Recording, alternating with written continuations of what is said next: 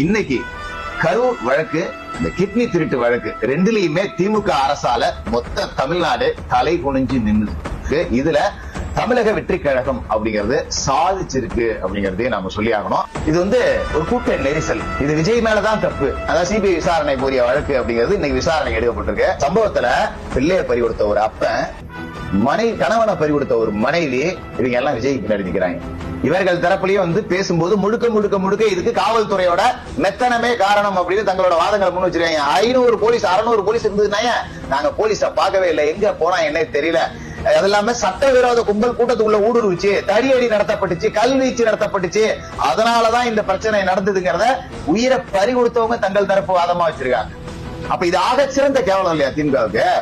நறுக்குன்னு நாட்டப்புடுங்கிற மாதிரி கேட்டிருக்கு நீதிமன்றம். அந்த நீதிபதி இந்த வழக்கை விசாரணைக்கு எடுத்ததே தப்பு அப்படின்னு உச்ச நீதிமன்றம் சொல்லியிருக்கு. இந்த வழக்கு உயர்நீதிமன்றம் மதுரை கிளையில இருக்கு. எந்த அடிப்படையில் நீங்க இந்த வழக்கு விசாரணைக்கு எடுத்தீங்க, நீங்க எடுத்ததே தப்பு அப்படின்னு இன்னைக்கு உச்ச நீதிமன்றம் சொல்லியிருக்கு. இன்னைக்கு திமுக வாங்கின அடி எல்லாம் பாத்தீங்கன்னா ஐயோ அம்மான்னு அலற அளவுக்கு ஒட்டுமொத்த திமுக வழக்கறிஞர் பிரிவையும் அடிச்சு ஓட விட்டுருக்கு உச்ச நீதிமன்றம். அப்படிதான் சொல்லணும். எதுக்குமே இவங்கள்ட்ட பதில் இல்லை. இவங்கள்ட்ட இருக்கிற ஒரே பதில், விஜய் லேட்டா வந்தாரு. சரிப்பா லேட்டா வந்தாரு, 10 மணி வரைக்கும் பர்மிஷன் இருக்குல்ல, 10 மணிக்கு மேலே வந்தாரு, கூட்டம் ஒன்னா பாதுகாப்பு கொடுக்க வேண்டியது உங்க வேலை தானே.